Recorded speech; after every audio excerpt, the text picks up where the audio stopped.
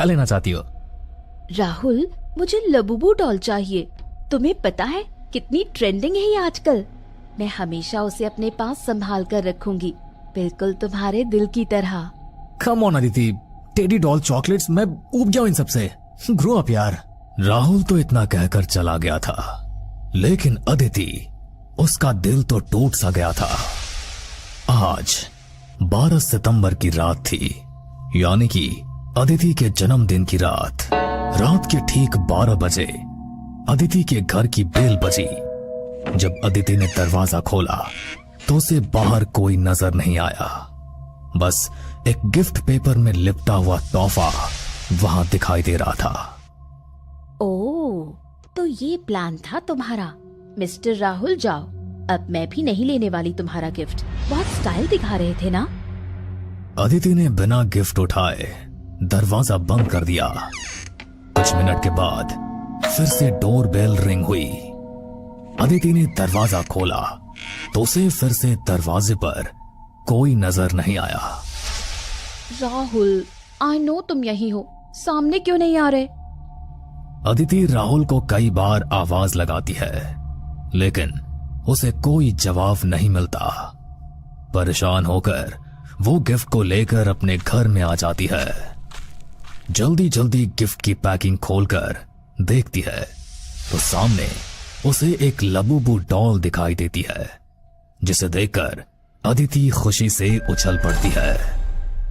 Wow wow wow, labubu doll, कितनी सुंदर है ये, super softy. I love you Rahul.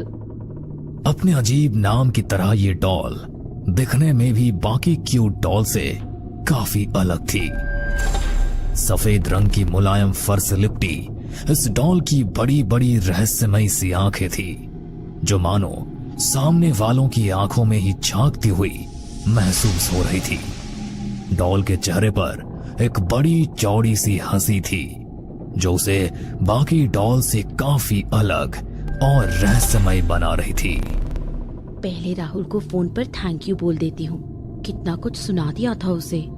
Aditi अपना फोन उठाती है तो देखती है कि उसमें तो बैटरी ही नहीं है। अरे, अभी कुछ देर पहले ही तो मैंने इसे फुल चार्ज किया था, लेकिन ये तो स्विच ऑफ होकर पड़ा हुआ है। चलो कोई बात नहीं, फिर से चार्जिंग में लगा देती हूँ। तभी मैं सोचूं कि आज पहली बार रात के 12 बजे राहुल ने मुझे फोन करके बर्थडे विश नहीं किया, बस दरवाजे पर ही गिफ्ट रख कर भाग गया।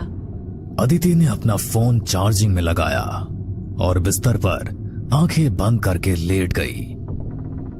बार बार उस डॉल के बारे में सोचकर मानो उसके मन में गुदगुदी सी हो रही थी। अभी 15 मिनट ही हुए होंगे कि एक बार फिर डोर बेल की आवाज से अदिति की आंखें खुल जाती है। ये क्या तमाशा लगा रखा है राहुल ने? अरे, बार बार बेल बजाकर कहाँ गायब हो जाता है, सामने क्यों नहीं आ रहा?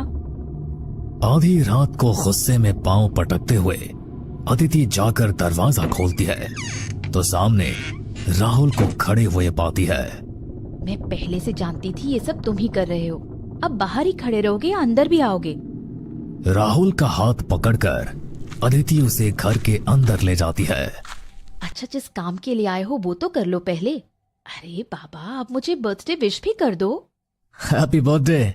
तुम्हें अपना गिफ्ट कैसा लगा? बहुत बहुत अच्छा, थैंक यू सो मच। इतना कहकर अदिति राहुल के गले में बाहें डाल देती है।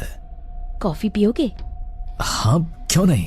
अदिति किचन में जाकर कॉफी बनाने लगती है। तभी फ्रिज के डोर में उसे डॉल की रिफ्लेक्शन दिखाई देती है।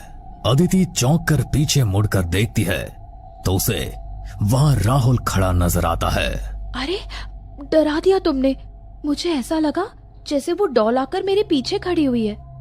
गुड़िया नहीं, यहाँ सिर्फ मैं हूँ तुम्हारा गुड्डा, और तुम चाहो तो मेरे साथ खेल सकती हो। शट अप, क्या बकवास कर रहे हो तुम?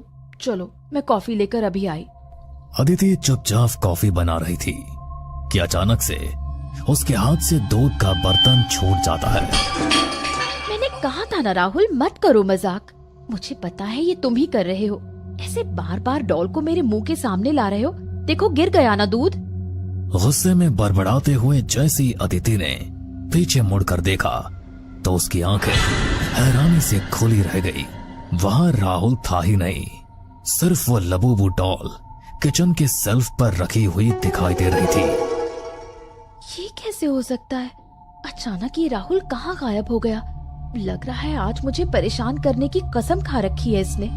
अदिति एक बार फिर से कॉफी कप में निकालने लगती है।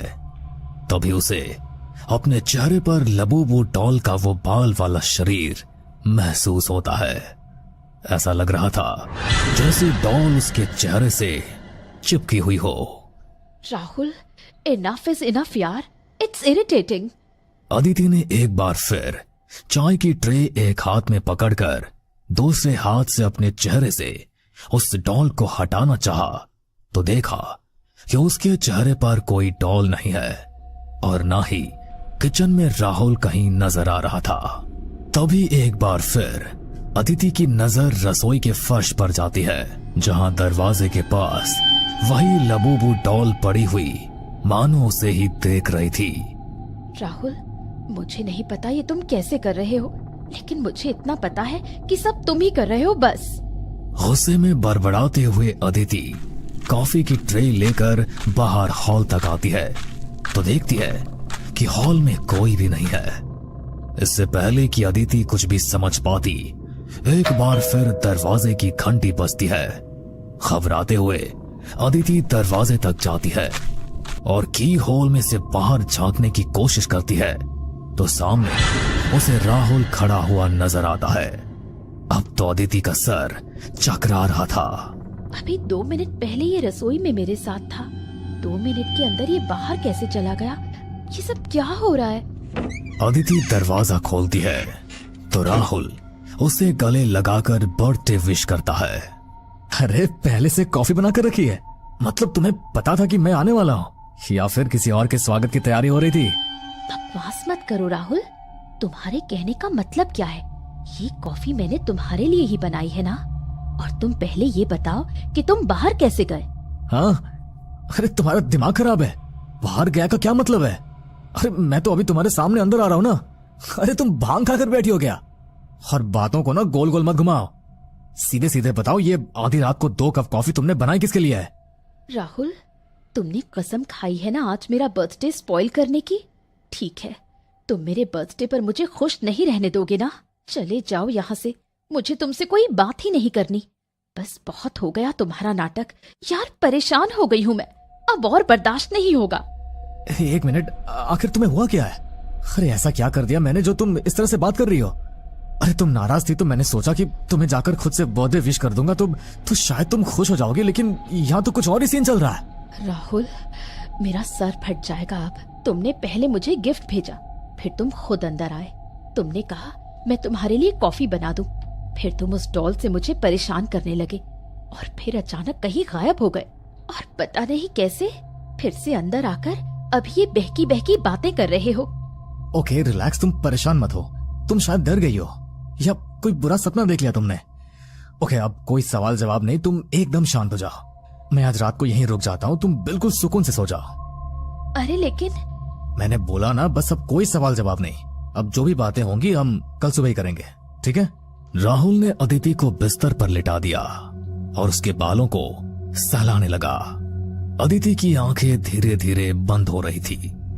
कब उसे गहरी नींद आई उसे पता भी नहीं चला। कुछ देर बाद एक अजीब सी शोर को सुनकर उसकी नींद टूट जाती है।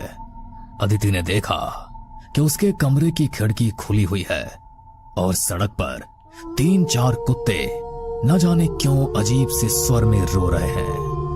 अदिति ने नजर इधर उधर घुमाई। कमरे में राहुल कहीं नजर नहीं आ रहा था, लेकिन उसके तकिए के पास वही लबूबू डॉल पड़ी हुई थी, जिसकी हंसी उसे अब कुछ बदली हुई महसूस हो रही थी, जैसे कोई गुस्से में जबरदस्ती मुस्कुरा रहा हो। राहुल फिर से न जाने कहाँ चला गया और ये मेरा फोन ये चार्जिंग पर लगा है, फिर भी ये ऑन होने का नाम ही नहीं ले रहा। अदिति